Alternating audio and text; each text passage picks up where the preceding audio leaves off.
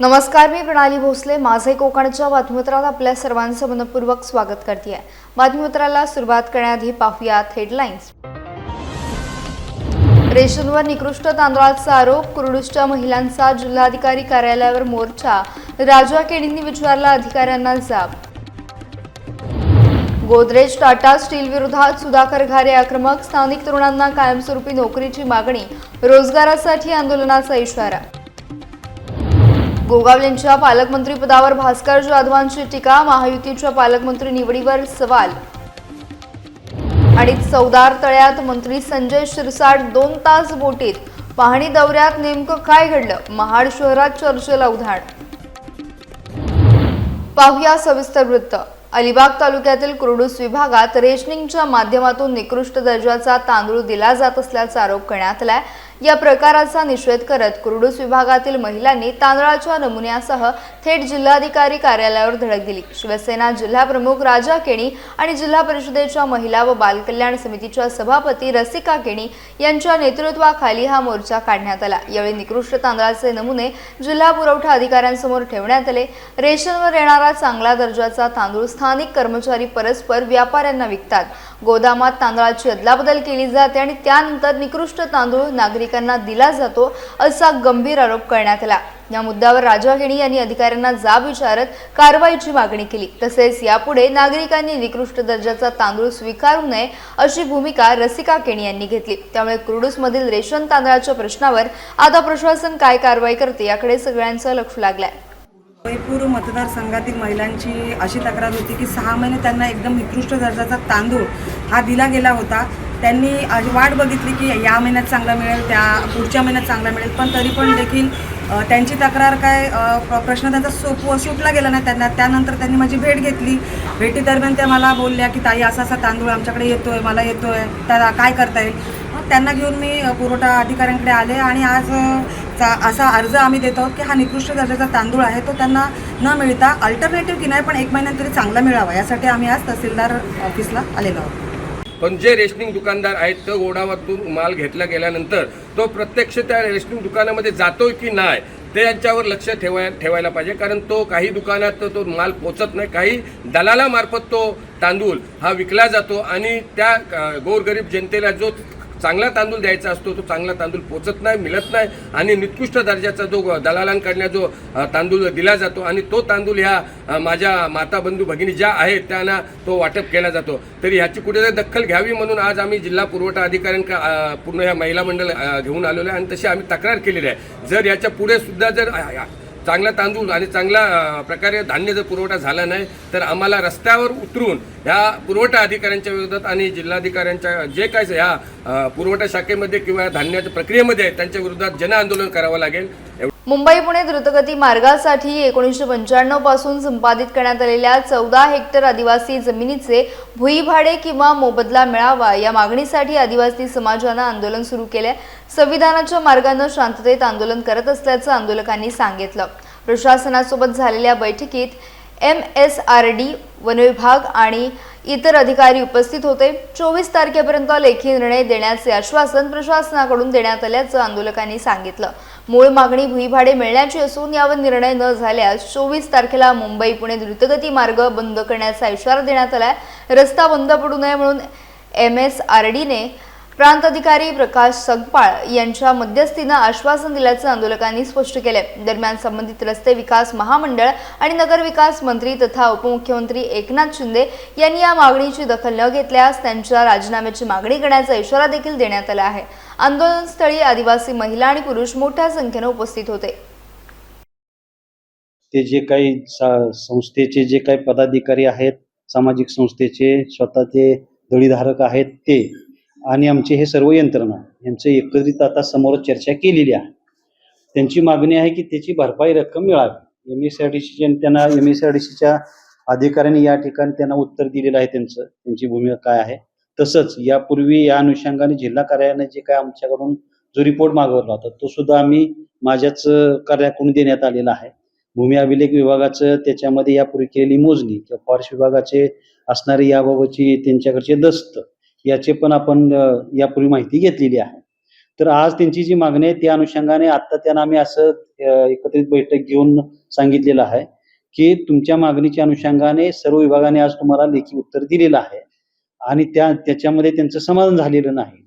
तर त्याच्या अनुषंगाने जी काही महत्वाची याच्यामध्ये यंत्रणा MSRDCची आणि फॉरेस्ट विभाग यांना जिल्हा प्रशासनाच्या या ठिकाणी बोलवून त्यांच्या मागणीच्या अनुषंगाने त्याच्यावर सदरची मोजणी करणे किंवा त्यांचं कॉम्पिटिशन देणे याबाबतचे तिथं निर्णय होणं गरजेचं आहे. आदिवासी सामाजिक संस्था जय वरदानी माता ह्या नावाने जी संस्था आहे त्याचे अध्यक्ष आहेत श्यामशीद यांच्या नेतृत्वाखाली संबंध तालुक्याला हाक दिल्यामुळे पूर्ण तालुक्यातील आदिवासी समाज हा एकत्र आला आणि त्यांचं एकच ध्येय होतं, उद्दिष्ट होतं, मागणी होती की दस्तुरी येथील जागेचा भूभाडा मिळावं जी MSRDने ॲक्विजिशन केलेलं आहे आणि ज्यातून मुंबई पुणे महामार्ग द्रुतगती मार्ग हा गेलेला आहे.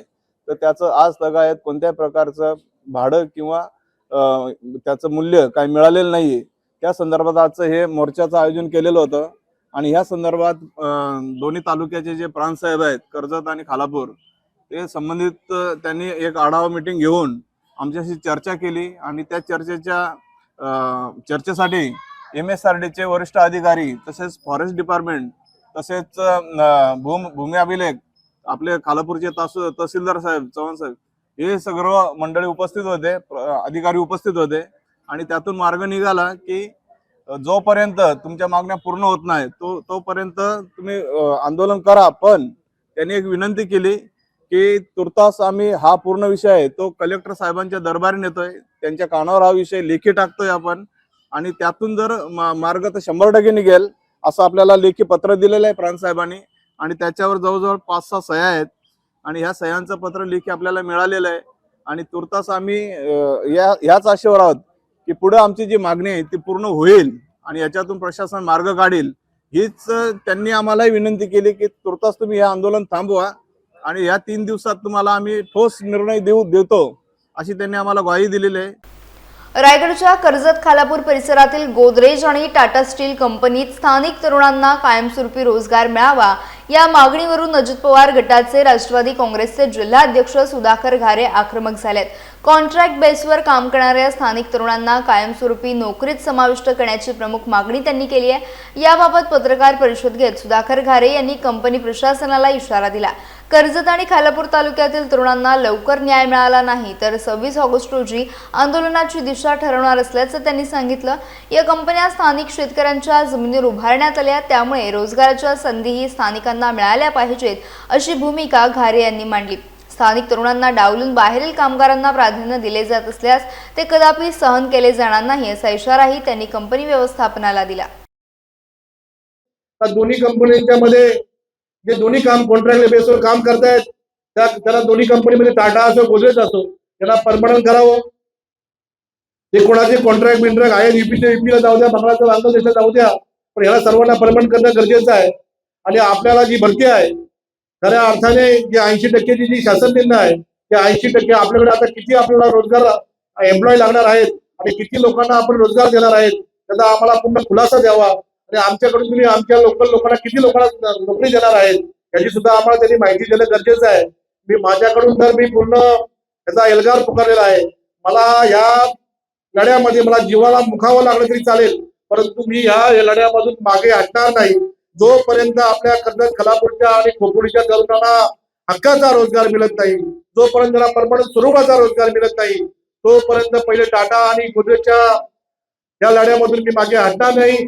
पनवेल परिसरात नवी मुंबई पोलिसांच्या अंमली पदार्थ विरोधी पथकानं कारवाई करत सुमारे 600 ग्राम गांजा जप्त केलाय. पनवेल येथील श्रेयस हॉस्पिटलच्या बाजूला असलेल्या झोपडपट्टी परिसरातील एका घरातून गांजाची विक्री होत असल्याची गोपनीय माहिती पोलिसांना मिळाली होती. या माहितीच्या आधारे संबंधित घरावर छापा टाकण्यात आला. यावेळी घरामध्ये गांजाची विक्री होत असल्याचं पोलिसांच्या निदर्शनास आलं. वरिष्ठ पोलीस निरीक्षक निगडे यांच्या मार्गदर्शनाखाली करण्यात आलेल्या कारवाईत 2 जणांना ताब्यात घेण्यात आले असून त्यांच्याकडून सुमारे 600 ग्राम गांजा जप्त करण्यात आला. या प्रकरणी पुढील कायदेशीर कारवाई सुरू आहे. दरम्यान युवकांनी अंमली पदार्थांपासून दूर राहावे आणि परिसरात अंमली पदार्थांची विक्री किंवा तस्करी आढळल्यास तातडीनं पोलिसांना माहिती द्यावी असे आवाहन नवी मुंबई पोलिसांनी केले आहे.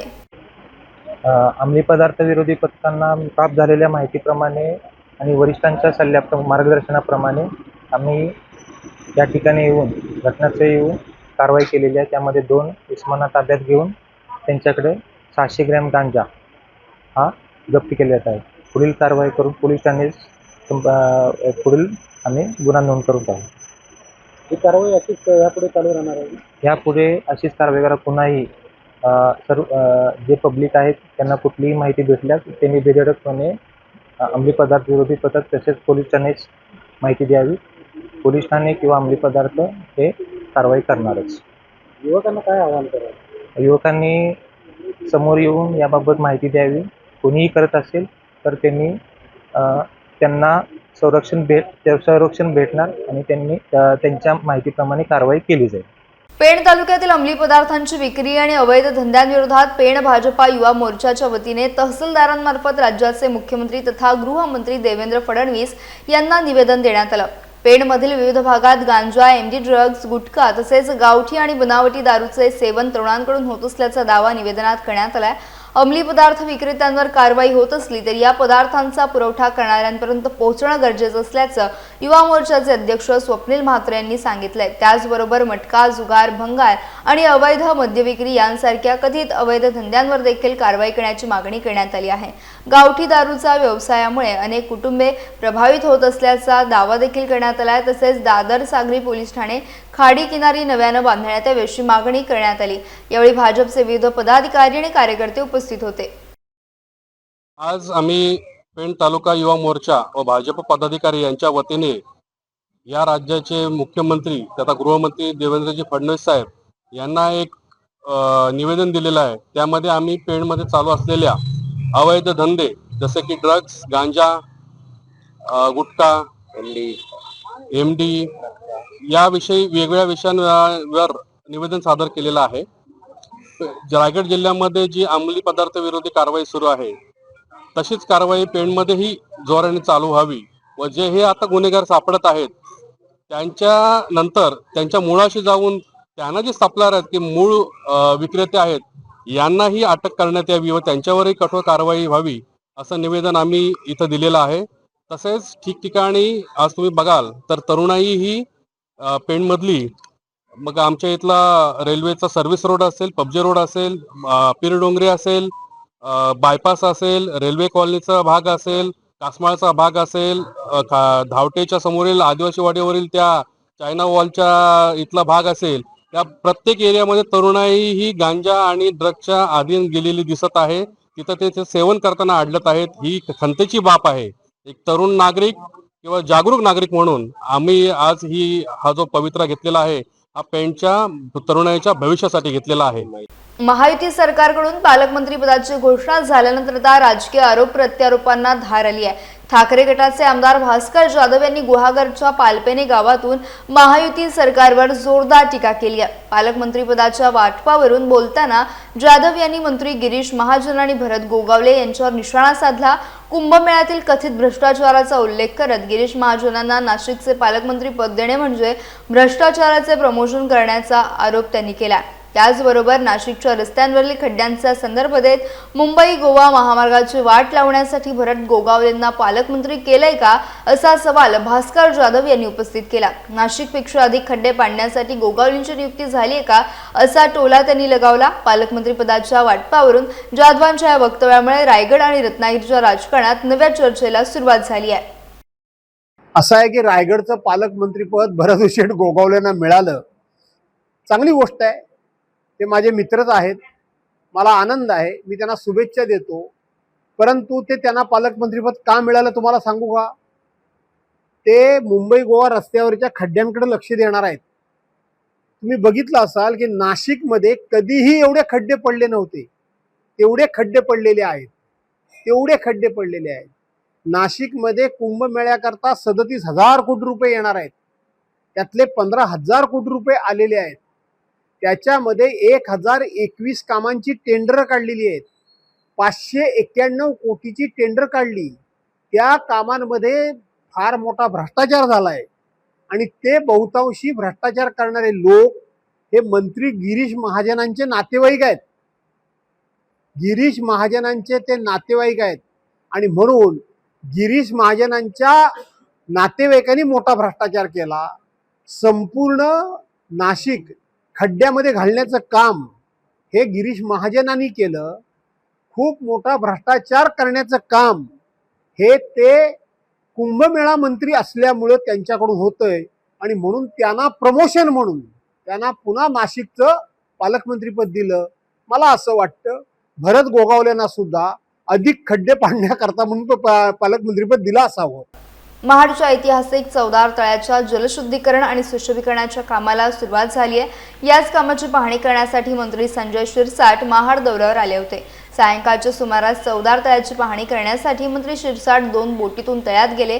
यावेळी त्यांच्यासोबत रील कॅमेरामन आणि इतर काही जण देखील बोटीत गेल्याची माहिती आहे. मात्र मिळालेल्या माहितीनुसार मंत्री शिरसाट यांची बोट जवळपास 2 तास तळ्याच्या पाण्यात स्थिर होती. यावेळी ते रील्स कॅमेऱ्याच्या व्यक्तीसोबत संवाद साधत असल्याचं महाडकर नागरिकांनी पाहिलं. दुसरीकडे मंत्री तळ्यात असताना प्रशासनातील अधिकारी आणि कर्मचारी बराच वेळ ताटकळत उभे असल्याचं चित्र दिसून आलं.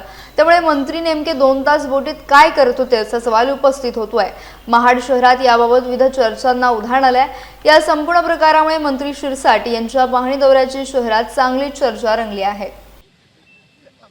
महाड येथील ऐतिहासिक चौदार तळ्याच्या जलशुद्धीकरण आणि सुशोभीकरणाच्या सुरू असलेल्या कामाची पाहणी करण्यासाठी मंत्री संजय शिरसाट महाड दौऱ्यावर आले होते. यावेळी त्यांनी राष्ट्रवादी काँग्रेसचे ज्येष्ठ नेते शरद पवार यांच्या राजकीय भूमिकेवर भाष्य केलंय. शरद पवार हे मोठे नेते आहेत, मात्र ते कोणत्या दिशेने जातात हे महाराष्ट्र जाणतो अशी टीका संजय शिरसाट यांनी केली. जोपर्यंत शरद पवार ठाम भूमिका घेत नाहीत तोपर्यंत त्यांच्या वक्तव्यांवर पूर्ण विश्वास ठेवता येणार नाही असं शिरसाट म्हणाले. ते दिशा एकीकडे दाखवतात आणि जातात दुसरीकडे, हा त्यांचा स्वभाव आहे असा आरोप त्यांनी केला आहे. तसेच शरद पवार विरोधी पक्षात जास्त काळ राहतील असं आपल्याला वाटत नसल्याचं मंत्री संजय शिरसाट यांनी म्हटलंय. त्यांच्या वक्तव्यामुळे राजकीय वर्तुळात चर्चेला उधाण आलंय. शरद पवार साहेब मोठे नेते आहेत. ते कधी कोणतं वक्तव्य करतात, कोणत्या दिशेला जातात महाराष्ट्र जाणतोय. म्हणून जोपर्यंत ते ठाम भूमिका घेत नाहीत तोपर्यंत त्यांच्या बोलण्यावर एवढा विश्वास ठेवावा असं ते व्यक्तिमत्व नाही आहे. म्हणून ते दिशा दाखवतात एकाकडे जायची आणि जातात दुसरीकडे, हा त्यांचा असलेला स्वभाव आहे. म्हणून ते विरोधी पक्षात जास्त काळ राहतील असं मला वाटत नाही. रायगडच्या पालकमंत्रीपदी नियुक्ती झाल्यानंतर मंत्री भरत गोगावले यांचे प्रथमच रायगडमध्ये आगमन झाले. पनवेल पळसपे नाक्यावर शिवसैनिकांच्या वतीनं त्यांचे जंगी स्वागत करण्यात आले. यावेळी भव्य रॅली काढण्यात आली.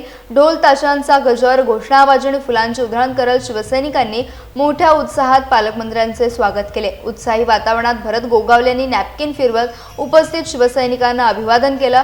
यावेळी आमदार महेंद्र दळवी, रायगड जिल्हाप्रमुख राजा केणी यांच्यासह शिवसेनेचे पदाधिकारी, कार्यकर्ते आणि शिवसैनिक मोठ्या संख्येने उपस्थित होते. पालकमंत्रीपदाची जबाबदारी मिळणे ही आपली स्वप्नपूर्ती असून रायगडच्या सर्वांगीण आणि शाश्वत विकासासाठी प्रामाणिकपणे काम करणार असल्याचं भरत गोगावले यांनी सांगितलं. विकास कामांना गती देण्यासोबतच सर्वसामान्य नागरिकांच्या प्रश्नांना प्राधान्य देण्याचा निर्णय त्यांनी व्यक्त केला. या भव्य स्वागतामुळे पळसपे नाका परिसर काही काळ भरत शेठ गोगावले जिंदाबादच्या घोषणांनी दुमदुमून गेला. सगळ्या शिवसैनिकांना मी मनापासून त्यांचा आभार मानतो, अभिनंदन करतो की ह्या आपल्या पालकमंत्रीपदासाठी सगळेच उत्सुक होते आणि ती उत्सुकता शिगेला पोचलेली होती. ती काल संपलेली आहे. मुख्यमंत्री, दोन्ही उपमुख्यमंत्री यांनी काल डिक्लेरेशन केलं. मी त्यांचा आभारी आहे. या गोष्टीसाठी पालकमंत्र्यांचा उपयोग केला जाईल आणि आम्ही 7 आमदार, 2 खासदार, जिल्हा परिषद अध्यक्ष, उपाध्यक्ष, आमचे जिल्हा परिषद सभापती, पंचायत समितीचे सभापती, नगरसेवक, नगराध्यक्ष, महापौर या सगळ्यांना बरोबर घेऊन आम्ही जाण्याचं ठरवलेलं आहे आणि रायगडचा विकास आम्ही हातात हात घालून करू. आज संपूर्ण रायगड जिल्ह्यामध्ये सर्व शिवसैनिकांचा जो स्वप्न होता, गेल्या कित्येक वर्षापूर्वीचा जो स्वप्न होता की रायगडला शिवसेनेचा पालकमंत्री व्हावा, यासाठी आणि काल जो श्रावणी सोमवारच्या दिवशी आणि नागपंचमीच्या दिवशी भरत शेठ गोगावले यांची जी रायगडच्या पालकमंत्रीपदी नियुक्ती झाली, त्यामुळे प्रत्येक जिल्ह्यातील शिवसैनिकांना वाटतं की आपण स्वतः पालकमंत्री झालेले आहोत आणि एवढ्या वर्षाची इच्छा, शिवसैनिकांची इच्छा होती ती पूर्ण झालेली आहे. आणि ह्या पालकमंत्र्यांच्या याच्यामुळे पूर्ण जिल्ह्याचा विकास होणार आहे आणि पक्ष संघटना आणि शिवसेना पक्ष एक नंबरला कसा राहील यासाठी आम्ही प्रयत्न करणार आहोत. आणि येणाऱ्या काळामध्ये शिवसेना एक नंबरला असणारच आहे आणि जिल्ह्याचा विकास कसा होणार आहे आणि तो करण्यासाठी आम्ही सर्व शिवसैनिक आणि सर्व पदाधिकारी प्रामाणिकपणे काम करणार आहोत. रायगड जिल्ह्याच्या पालकमंत्रीपदी नियुक्ती झाल्यानंतर राज्याचे मंत्री भरतशेठ गोगावले यांचे पेण तालुक्यातील वाशीनाका येथे शिवसेना पदाधिकारी, कार्यकर्ते आणि समर्थकांकडून उत्स्फूर्त स्वागत करण्यात आले। फटाक्यांची आतिषबाजी, घोषणाबाजी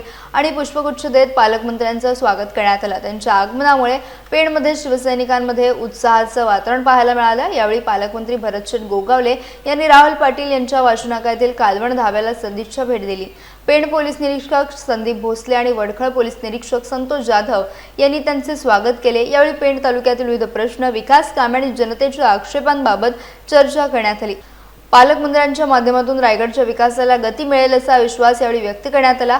प्रलंबित विकास कामे, पायाभूत सुविधा, वाहतूक, पाणी पुरवठा, औद्योगिक आणि रोजगार विषयक प्रश्नांकडे पालकमंत्र्यांनी लक्ष द्यावे अशी अपेक्षा नागरिकांकडून व्यक्त करण्यात येते। गेल्या 1.5-2 वर्षापासून संपूर्ण रायगडवासी जनता, माझे सर्व सहकारी मित्र, आमचे आमदार, खासदार सगळेच मंडळी जी वाट पाहत होते, तो काल दिवस श्रावणी सोमवारातला पहिला सोमवार आणि काल जे आमचं डिक्लेरेशन झालेलं आहे। काल खरं म्हणजे आम्ही आग्र्याला होतो आणि काल आग्र्यालाच आम्हाला ही बातमी कळली, फार समाधान वाटलं। मी सगळ्यांचा आभारी आहे। रायगडला विकासाचं कसं भविष्य असेल काय सांगाल? आता पळसप्याला आलोय आहे। आता आम्ही आज रात्री अलिबागला वस्तीला जातोय। उद्या पहिली मीटिंग आमची रायगडची होणार आहे आणि मग आम्ही सगळे आमचे आमदार, खासदार, जिल्हा परिषद अध्यक्ष, उपाध्यक्ष, जिल्हा परिषद सदस्य, सभापती, पंचायत समिती सभापती, नगराध्यक्ष, नगरसेवक या सगळ्यांना विश्वासात घेऊन रायगडचं विजन आम्ही आता पळसप्याला आलोय आहे। आता आम्ही आज रात्री अलिबागला वस्तीला जातोय। उद्या पहिली मीटिंग आमची रायगडची होणार आहे आणि मग आम्ही सगळे आमचे आमदार, खासदार, जिल्हा परिषद अध्यक्ष, उपाध्यक्ष, जिल्हा परिषद सदस्य, सभापती, पंचायत समिती सभापती, नगराध्यक्ष, नगरसेवक या सगळ्यांना विश्वासात घेऊन रायगडचं विजन आम्ही आवडेल। जिथं आपण उभे आहोत तो रस्ता पहिला व्यवस्थित करणं, कारण मुंबईचे चाकरमाने आता गणपतीला येणार आहेत, ते आमचं विजन पहिलं असेल। जे काय खड्डे पडले, तुम्ही जे काय रोज दाखवताय ते पहिलं समाप्त करणं। माजी मुख्यमंत्री स्वर्गीय सुधाकरराव नाईक यांच्या जयंतीनिमित्त 21 ऑगस्ट हा दिवस राज्यात जलसंधारण दिन म्हणून साजरा केला जातो। यानिमित्त रत्नागिरीत शुक्रवारी सकाळी 7 वाजता महावॉकेथॉन वॉक फॉर वॉटरचं आयोजन करण्यात आलंय। पाणी अडवा, पाणी जिरवा आणि जलयुक्त महाराष्ट्र घडवा हा संदेश देत पाणी आणि माती संवर्धनाबाबत जनजागृती केली जाणार आहे। या महावॉकेथॉनचा मार्ग जयस्तंभ ते माळानाका आणि पुन्हा जयस्तंभ असा असून एकूण 3 किलोमीटर अंतर आहे। शासकीय अधिकारी, कर्मचारी, युवक, विद्यार्थी, खेळाडू, स्वयंसेवी संस्थांचे प्रतिनिधी आणि नागरिकांनी मोठ्या संख्येने सहभागी व्हावं असं आवाहन जिल्हाधिकारी मनोज जिंदल यांनी केलंय। या उपक्रमात सहभागी होण्यासाठी ऑनलाईन नोंदणी आवश्यक आहे। पहिल्या 5 विजेत्यांना सन्मानचिन्ह देण्यात येणार असून सहभागी नागरिकांना टी-शर्ट आणि कॅप वितरित करण्यात येणार आहे। नमस्कार रत्नागिरीकर। माजी मुख्यमंत्री श्री सुधाकररावजी नाईक यांच्या 21 ऑगस्ट हा जन्मदिवस संपूर्ण राज्यात जलसंधारण दिवस म्हणून साजरा होत आहे। माती आणि पाणी ही आपली नैसर्गिक संपत्ती आहे। भविष्यातील पिढीसाठी त्यांचे रक्षण करणे अत्यंत आवश्यक आहे। याच उद्देशाने 21 ऑगस्ट रोजी आपले रत्नागिरीमध्ये वॉकेथॉन वॉक फॉर वॉटरचे आयोजन करण्यात आलेलं आहे। पाणी अडवा, पाणी जिरवा आणि जलयुक्त महाराष्ट्र घडवा हे घोषवाक्य घेऊन आपण शुक्रवार 21 ऑगस्ट रोजी सकाळी 7 वाजता जयस्तंभ ते मालनाका ते पुन्हा जयस्तंभ या मार्गावर 3 किलोमीटर चालणार आहोत। या महावॉकेथॉनमध्ये शासकीय कर्मचारी, शासकीय अधिकारी, युवक, विद्यार्थी, खेळाडू, स्वयंसेवी संस्था आणि नागरिक यांनी सहभागी व्हावे असं मी आवाहन करतो। चला एकत्र येऊया, save soil, save water, secure tomorrow हे ध्येय साध्य करूया। पेण तालुक्यातील गोरगरीब विद्यार्थ्यांना शैक्षणिकदृष्ट्या सक्षम करण्यासाठी गेल्या 20 वर्षांपासून काम करणाऱ्या CFI संस्थेच्या वतीनं 10वी आणि 12वीच्या गुणवंत विद्यार्थ्यांचा गुणगौरव सोहळा आयोजित करण्यात आला। चिल्ड्रन्स फ्युचर ऑफ इंडिया आणि इंडियाज बर्न यांच्या संयुक्त विद्यमाने हा कार्यक्रम पार पडला। यावेळी विधान परिषदेचे आमदार अनिकेत तटकरे यांनी CFI संस्थेच्या कार्याचे कौतुक केले। संस्थेने आतापर्यंत असंख्य विद्यार्थ्यांना शैक्षणिक मदत करून त्यांना उच्च स्तरावर नेण्याचं काम केलं असून विद्यार्थ्यांच्या शैक्षणिक भवितव्यासाठी ही संस्था प्रेरणादायी असल्याचे त्यांनी सांगितले। कार्यक्रमाला रायगड जिल्हा परिषद कृषी व पशुसंवर्धन सभापती वैकुंठ पाटील, पेण पोलीस निरीक्षक संदीप भोसले, CFIचे प्रमुख डॉक्टर किशोर देशमुख, राष्ट्रवादी काँग्रेसचे तालुका अध्यक्ष दयानंद भगत, शहराध्यक्ष जितेंद्र ठाकूर यांच्यासह शिक्षक, विद्यार्थी आणि पालक उपस्थित होते। वैकुंठ पाटील यांनीही डॉक्टर किशोर देशमुख यांच्या कार्याचं कौतुक केलं। यावेळी 10वी आणि 12वी उत्तीर्ण विद्यार्थ्यांचा मान्यवरांच्या हस्ते गुणगौरव करण्यात आला। पेण तालुक्यातील 10वी 12वीच्या आणि इतर गुणवान विद्यार्थी भगिनींचा CFI या संस्थेच्या माध्यमातून जो काही गुणगौरव झाला त्याबद्दल मी संस्थेचा मनापासून आभार व्यक्त करतो। गुणवंत विद्यार्थी बंधू भगिनींचे सुद्धा मनापासून मी त्यांचं अभिनंदन करतो। पुढच्या वाटचालीसाठी आम्हा सर्वांकडून शुभेच्छा देतो। स्पर्धा परीक्षांसाठी आता तुम्ही बोललात, तर पेनसाठी असं खास करून पेनसाठी काय प्रयत्न करणार? निश्चितच आहेत। आपण म्हटलं तसं आपल्या कोकणातून सुद्धा IAS, IPS, IRS, IFS अधिकारी व्हावेत किंवा पोलीस भरतीमध्ये असेल किंवा इतर सुद्धा शासकीय भरती करता जे काही प्रशिक्षण लागतं, कोर्सेस लागतात, त्यांना मार्गदर्शन लागतं, या बाबतीतलं सुद्धा आता आपल्या इथल्या असलेल्या सहकार्यांनी जी काही मागणी केली त्या अनुसरून वर्धा चॅरिटेबल ट्रस्ट असेल किंवा इथल्या काही वेगवेगळ्या सामाजिक शैक्षणिक संस्था असेल यांच्यासोबत चर्चा करून या ठिकाणी सुद्धा कशा पद्धतीने आपल्याला स्पर्धा परीक्षेचे केंद्र आणि मार्गदर्शन करता येईल हा प्रयत्न आपण निश्चितच करू। यासह बातमीपत्रात वेळ झाली इथेच थांबण्याची। भेटूयात नवीन बातमीपत्रासह। तोपर्यंत तुम्ही कुठे जाऊ नका, पाहत राहा फक्त माझे कोकण।